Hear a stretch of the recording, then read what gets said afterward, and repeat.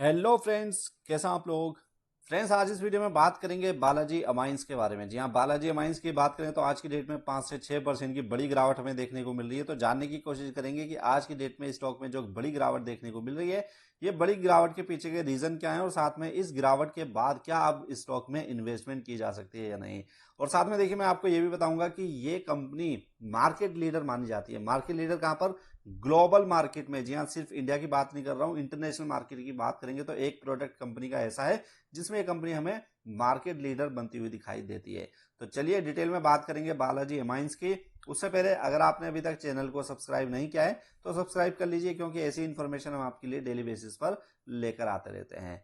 तो चलिए बात करते हैं बालाजी एमाइंस की। तो देखिए, बालाजी एमाइंस की अगर डिटेल के ऊपर नजर डालेंगे तो यहाँ पर आप देख सकते हैं कंपनी का प्राइस अब आपको 2253 यानी कि 2250 के आसपास आता हुआ दिखाई दे रहा है। और आज की डेट में 5 से 6% की गिरावट हमें देखने को मिल रही है। 135 पॉइंट की गिरावट हमें सिंगल डे आज की डेट में ही बालाजी अमाइंस में देखने को मिल चुकी है। मार्केट कैप की बात करें 7700 करोड़ के आसपास का मार्केट कैप है, यानी कि स्मॉल साइज कंपनी हमें देखने को मिल जाती है। पी रेशियो की बात करें 39 के पी रेशियो के ऊपर देखने को मिलता है। तो पी रेशियो ठीक ठाक है, बहुत ज्यादा कोई बढ़ा हुआ भी नहीं है और बहुत ज्यादा कोई नीचे भी नहीं है पी रेशो। तो एक एवरेज पी रेशो के ऊपर आपको बालाजी अमाइंस का शेयर देखने को मिल जाता है। अब बात करें अगर इस कंपनी की, तो देखिए ये कंपनी काम करती है, कुछ प्रोडक्ट ये कंपनी बनाती है, स्पेशली तो केमिकल सेक्टर में ये कंपनी हमें काम करती हुई दिखाई देती है। और साथ में फार्मास्यूटिकल सेक्टर के लिए भी कंपनी कुछ एपीआईज को बनाती है। तो बालाजी अमाइंस की अगर बात करें तो देखिए, पहले मैं आपको बता दूं कि ये कंपनी एक ऐसा प्रोडक्ट भी बनाती है जिसमें ये कंपनी हमें मार्केट लीडर बनती हुई दिखाई देती है। कौन सा प्रोडक्ट है वो? तो देखिए, थोड़ा सा आप नीचे जाएंगे, इसमें डिटेल में अगर आप पढ़ेंगे तो यहाँ पर आप देख सकते हैं। यहाँ पर देखिए, प्रोडक्ट का नाम है DMAHCL। इसमें ये कंपनी ग्लोबल मार्केट शेयर में 70% अपना हिस्सा रखती है। जी हाँ, ग्लोबल मार्केट में जितनी ये प्रोडक्ट, ये देखिए बेसिकली एक केमिकल है और इस केमिकल को फार्मास्यूटिकल सेक्टर में यूज किया जाता है। तो इसमें ये 70% का मार्केट शेयर रखती है ग्लोबल मार्केट में। अब ये केमिकल किस दवाई को बनाने में यूज किया जाता है? तो देखिए, एंटी डायबिटिक दवाई को बनाने में इस प्रोडक्ट को यूज किया जाता है और इसमें इसका 70% का शेयर है। ग्लोबल मार्केट की यहाँ पर बात की जा रही है, तो कहीं आप समझ सकते हैं कि एक प्रोडक्ट में 70% अगर मार्केट शेयर कोई कंपनी रखती है तो फ्यूचर उस कंपनी का काफी बढ़िया हमें देखने को मिल जाता है। लेकिन देखिए, बात करेंगे कुछ और डिटेल्स की कि कंपनी फाइनेंशियल बेसिस पर कैसी दिखाई देती है और कंपनी के शेयर होल्डिंग पैटर्न पर हमें बड़े इन्वेस्टर्स कितना इन्वेस्टेड दिखाई देते हैं उसके ऊपर भी बात करेंगे।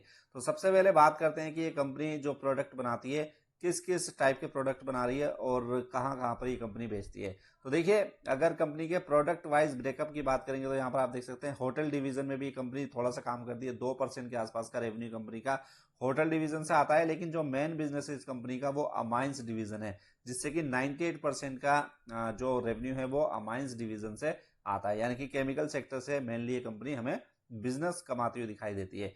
लोकेशन वाइज ब्रेकअप की बात करें तो देखिए, इंडिया में 85% के आसपास ये कंपनी सेल करती है और बाकी के जो कंट्रीज हैं उनमें 15% के आसपास के अपने प्रोडक्ट को ये कंपनी एक्सपोर्ट करती हुई दिखाई देती है। तो देखिए, सबसे पहले तो मैं आपको बता दूं, जो आज 5 से 6% के आसपास की गिरावट देखने को मिली है उसका सबसे बड़ा रीजन है कि कंपनी के क्वार्टरली नंबर्स आए और क्वार्टरली नंबर्स में कंपनी के प्रॉफिट और रेवेन्यू में गिरावट हमें देखने को मिली है। इसी के चलते 5 से 6%, एक टाइम पर 7% के आसपास की गिरावट भी हमें देखने को मिली थी। तो बात करते हैं कि आखिर कितनी बड़ी गिरावट हमें प्रॉफिट और सेल्स में देखने को मिल रही है। तो देखिए, इसको थोड़ा सा आप डिटेल में आप जाएंगे पढ़ने तो यहाँ पर हमें देखने को मिलेगा कि इस कंपनी के नेट प्रॉफिट में 33% के आसपास की गिरावट हमें देखने को मिल रही है। जी हाँ, यहाँ पर आप देखिए 33% drop in its net profit, 846 crore, 46 crore के आसपास कंपनी का नेट प्रॉफिट आ चुका है। पिछले साल इसी क्वार्टर की बात करेंगे तो 68 करोड़ के आसपास का नेट प्रॉफिट कंपनी ने पोस्ट किया था। रेवेन्यू की बात करें तो रेवेन्यू में भी आप देखिए यहाँ पर 17% के आसपास की गिरावट हमें देखने को मिल रही है। कंपनी का रेवेन्यू अब 385 करोड़ पर आ चुका है।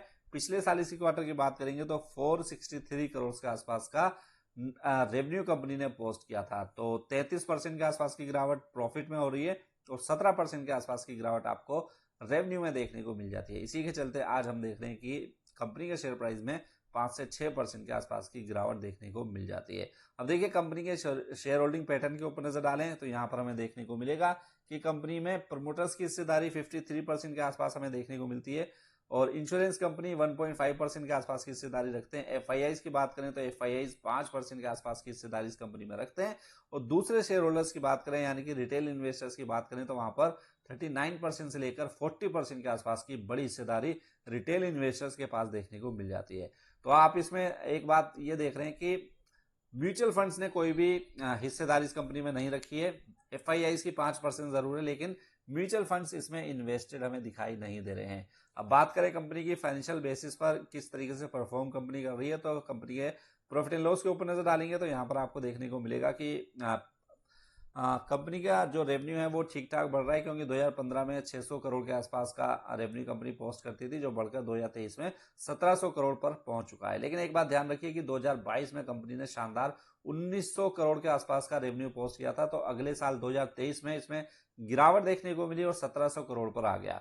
अब पिछले 12 महीने की बात करेंगे तो इसमें दोबारा से गिरावट देखने को मिल रही है। 1300 करोड़ पर कंपनी का रेवेन्यू पिछले 12 महीने में आता हुआ दिखाई दे रहा है। अगर देखिए नेट प्रॉफिट की बात करें तो नेट प्रॉफिट 2022 में जब कंपनी ने सबसे ज्यादा रेवेन्यू पोस्ट किया था, 308 करोड़ का रेवेन्यू नेट प्रॉफिट कंपनी ने पोस्ट किया था। 2023 में ये घटकर 228 करोड़ पर रह गया और पिछले 12 महीने की बात करेंगे तो ये 171 करोड़ पर आ चुका है। तो कहीं ना कहीं कंपनी के बिजनेस में कुछ ना कुछ दिक्कतें जरूर चल रही हैं, क्योंकि पिछले 2 साल की बात करेंगे तो कंपनी के पिछले 2 साल में रेवेन्यू प्रॉफिट घट रहे हैं और क्वार्टरली बेसिस पर भी देखेंगे तो जो फर्स्ट क्वार्टर आया इस साल का, उसमें भी कंपनी का नेट प्रॉफिट और रेवेन्यू दोनों में ही गिरावट हमें देखने को मिल रही है। इसी के चलते आप देखेंगे कि म्यूचुअल फंड्स ने कोई भी हिस्सेदारी इसमें नहीं रखी है। तो म्यूचुअल फंड्स ऐसी कंपनीज में कभी भी हिस्सेदारी नहीं रखते हैं जहां पर कि नेट प्रॉफिट और रेवेन्यूज में गिरावट देखने को मिले। अब देखिए इसका रीजन आपको इस कंपनी के चार्ट पर भी देखने को मिल जाएगा। जो कंपनी ठीक से रेवेन्यू और नेट प्रॉफिट नहीं पोस्ट कर पा रही है, जिसके चलते कंपनी का जो शेयर है वो भी खास कोई परफॉर्म करता दिखाई नहीं दे रहा है। बल्कि पिछले 3 साल के अगर चार्ट को देखेंगे तो 3 साल पहले आप देखिए कंपनी का जो शेयर था वो 5000 के आसपास देखने को मिलता था और वहां से लगातार गिरावट आपको कंपनी के शेयर प्राइस में देखने को मिल रही है। तो देखिए अगर फंडामेंटल बेसिस पर देखेंगे तो कंपनी थोड़ा सा वीक हमें दिखाई देती है, क्योंकि लगातार आप देखेंगे 2-3 साल से कंपनी के रेवेन्यू, कंपनी के प्रॉफिट में गिरावट देखने को मिल रही है। और 3 साल के अगर चार्ट को भी देखेंगे स्टॉक के, तो 5000 का शेयर अब आपको 2200 रुपए के लेवल पर गिरता हुआ दिखाई दे रहा है। तो जब तक कंपनी के रेवेन्यू और नेट प्रॉफिट में इंप्रूवमेंट ना देखने को मिले, इस कंपनी में खरीदारी के बारे में मत सोचिएगा। क्योंकि देखिए अगर कंपनी के रेवेन्यू और नेट प्रॉफिट लगातार ऐसे ही घटते रहेंगे तो 2200 रुपए का शेयर हो सकता है कि आने वाले टाइम में आपको 1500-1200 रुपए के लेवल पर भी आता हुआ दिखाई दे। तो आपको करना क्या है, सिर्फ सस्ता हो गया शेयर इसके बेसिस पर आपको खरीदारी नहीं करनी है, बल्कि कंपनी के नेट प्रॉफिट पर, कंपनी के रेवेन्यू पर भी आपको ध्यान रखना है। और जब यहां पर इंप्रूवमेंट देखने को मिले तो ही आप इसमें खरीदारी के बारे में सोचेगा। तो उम्मीद करता हूं आपको ये इन्फॉर्मेशन अच्छी लगी होगी। मिलते हैं नई वीडियो में, जब तक के लिए गुड बाय।